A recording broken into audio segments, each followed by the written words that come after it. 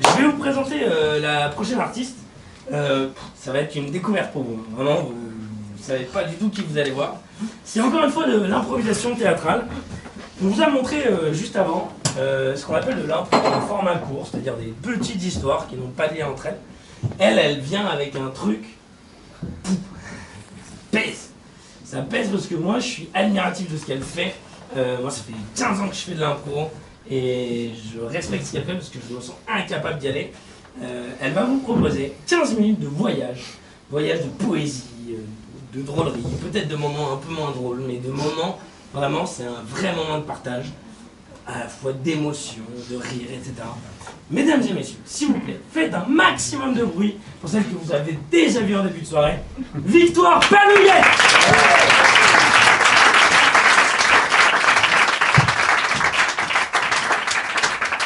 Bonsoir.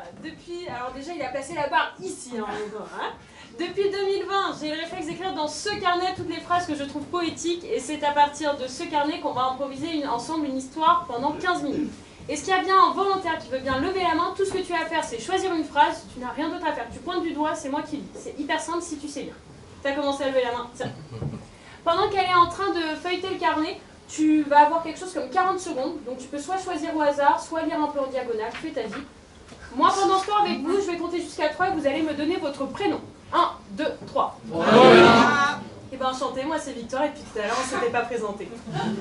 À cette phrase qui va être donnée, j'aimerais qu'on rajoute un lieu qui ne sera pas une plateforme pétrolière. Déjà parce que tu l'as dit tout à l'heure, j'étais venue il y a un an, t'avais gueulé la même chose. Qui que tu sois, tu arrêtes avec les plateformes. J'adore les plateformes pétrolières. Et pareil, j'ai fait un cimetière la dernière fois que j'ai joué ce spectacle qui s'appelle Inky Pit, donc autre chose qu'un cimetière aussi, je vous écoute. Un micro-ondes. C'est un lieu, un micro-ondes, très bien. Chacun ses apparts étudiants. Ok, un micro-ondes. Restaurant gastronomique.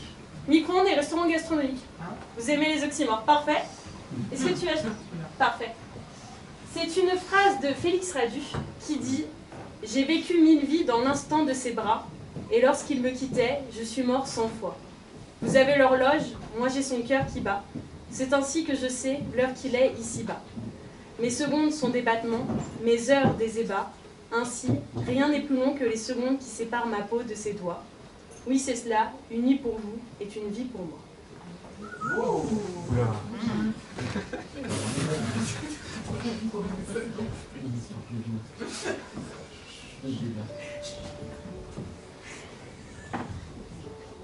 Non mais alors, c'est-à-dire que moi j'ai fait quelque chose comme 15 ans d'études. Je veux dire 15 ans d'études, c'est pas rien, j'ai tout fait. J'ai quand même passé un CAP cuisine, ensuite un CAP pâtisserie, ensuite j'ai fait quelques années au Ritz, ensuite je suis même passée au Meurice.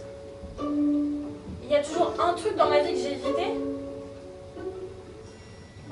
C'est ça là, cette chose là. Et vous avez décidé de la mettre là. C'est un 5 étoiles. C'est un 5 étoiles. Et je pense que c'est mon devoir de vous dire que dans un 5 étoiles, on ne met pas de micro-ondes. Parce que cette chose là, cette aberration, elle n'a pas sa place ici. Mais dans aucune cuisine d'ailleurs, même chez vous, elle ne devrait pas avoir sa place. Utilisez un four, utilisez une plaque de cuisson, mais pas un micro-ondes. Ce qui me déplaît, c'est tout simple, regardez ça. Dès que vous l'ouvrez, regardez-moi cette crasse à l'intérieur, ça dégouline toujours. Pourquoi ça dégouline dans un micro-ondes? Parce qu'on ne le nettoie jamais. Là, ça dégouline. On ne l'a même pas encore utilisé, qui dégouline.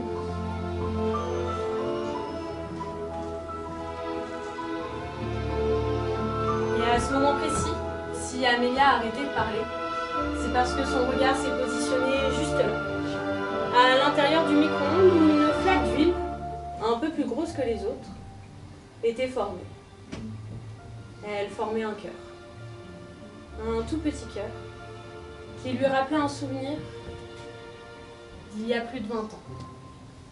Dans ce souvenir, Amélia a fait cette taille. Elle n'est pas bien grande, elle a 10 ans, elle est en plein stress. Parce que dans ce petit appartement parisien pas bien grand, où elle vit avec ses 3 frères et sœurs et ses parents, la petite Amélia est en stress son petit ami, enfin, celui qu'elle aimerait être son petit ami, arrive dans quelques instants. Et la petite Amélia a très peur de cet instant.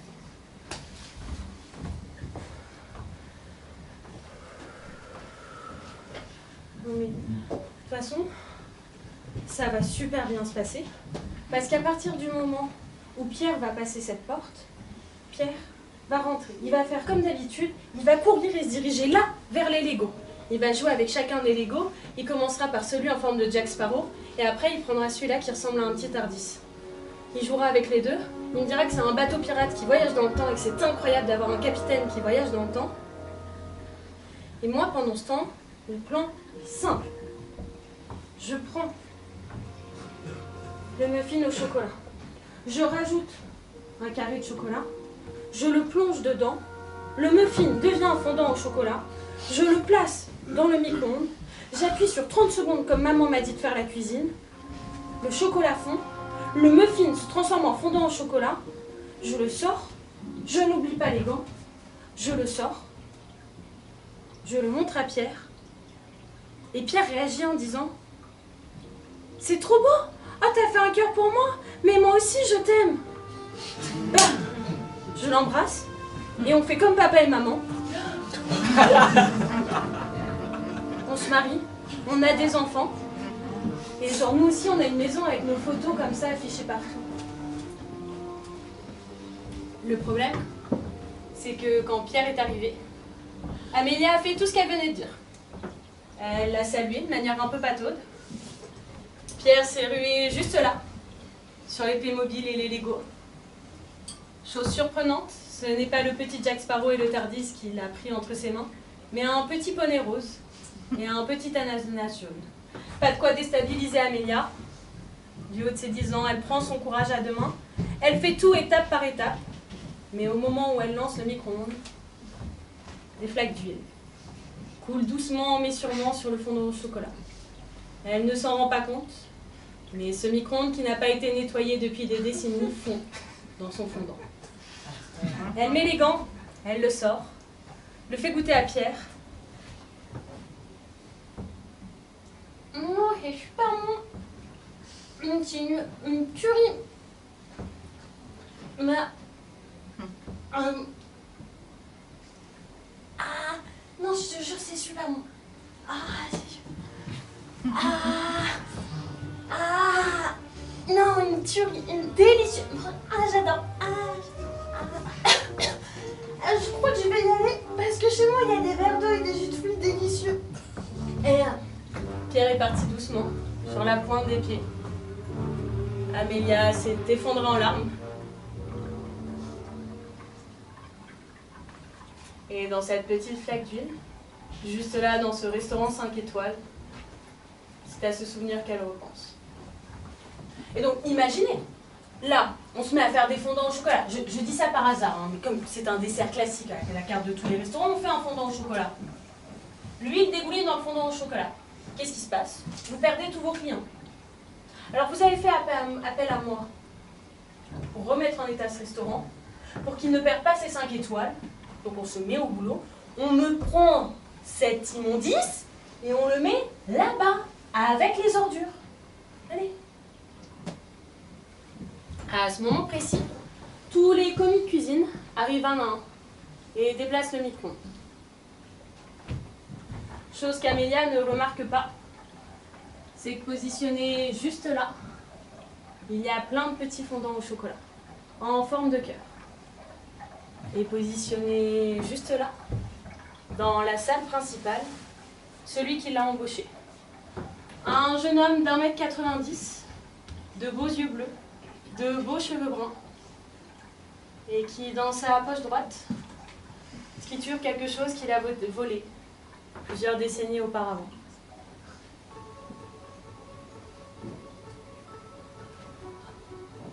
Non, lui dites pas que c'est moi qui l'ai embauché. Non mais si vous lui dites que c'est moi qui l'ai embauché, elle va se dire que c'est totalement bizarre qu'un mec qu'elle a connu au primaire l'ait embauché. Vous lui dites rien. Oui, bah elle demande d'enlever le micro-ondes, vous enlevez le micro-ondes, c'est pas grave. Mais oui, je sais que ça va faire foirer tout le plan et que je voulais mettre les petits fondants au chocolat dedans et qu'on en rigole, mais bah, c'est pas grave, le plan est foiré et c'est pas grave et c'est pas du tout stressant comme situation. Non, tout va bien, tout va aller très bien. Parce que c'est pas une idée à la con que d'aller retrouver un amour de jeunesse comme ça à 35 ans et c'est une super idée. Non, je triture rien dans ma main droite.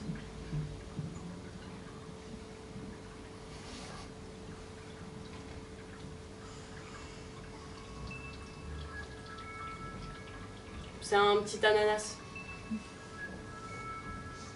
Ouais, je sais que c'est totalement con, mais la première fois que j'ai vu cet ananas, je m'en souviendrai toujours. J'étais chez elle, j'ai couru comme ça dans ses Lego et ses Playmobil. Je crois qu'elle a toujours cru que c'était pour jouer. C'était juste une fuite en avant. Parce que dès que je la voyais, je me perdais dans ses yeux. Et j'avais plus à respirer. Et j'avais 10 ans. Mais d'un coup, tout le monde autour de moi disparaissait. Le monde en entier disparaissait et tout ce qui restait, c'était ses yeux. Ses magnifiques yeux verts. Et son sourire. Et le truc, c'est que... bah, vous le verrez, si elle cuisine un jour les ananas, Amélia a le plus beau sourire du monde quand elle cuisine des ananas. Ça s'illumine de partout. Ses fines lèvres rouges s'étirent. Ses yeux verts s'emplissent d'étoiles. Et là, vous avez l'impression que tout un monde de cuisine peut s'offrir à vous. Qu'elle est capable d'inventer toutes les recettes possibles. Et moi, bah, à 10 ans, quand j'ai vu cet ananas, je me suis dit, je vais le voler. Alors, je savais pas qu'après, je serais partie pour une semaine à l'hôpital. À cause d'indigestion. Mais pendant cette semaine à l'hôpital, j'ai regardé l'ananas. Et il m'a rappelé Amélia et toute la semaine j'y ai pensé. Et puis mes parents m'ont dit Pierre, tu ne la reverras plus. C'est simple, tu ne vas plus à l'école Sainte-Marguerite. Papa et moi on déménage. On va tous ensemble à Rouen, c'est une chouette ville bien meilleure que Paris. Tu vas faire tes études là-bas et tu oublies cette petite Amélia. Et le truc, c'est qu'ils m'ont dit ça, et moi j'ai continué à penser à elle. Mais j'ai pensé à elle à chaque étape de ma vie. Au brevet, quand on a dû écrire une dissertation, mon personnage principal s'appelait Amélia. Au bac, quand j'ai dû retracer toute l'histoire de Victor Hugo, je leur ai rappelé qu'une de ses cousines anglaises s'appelait Amélia. Parce que tout a toujours un rapport avec Amélia.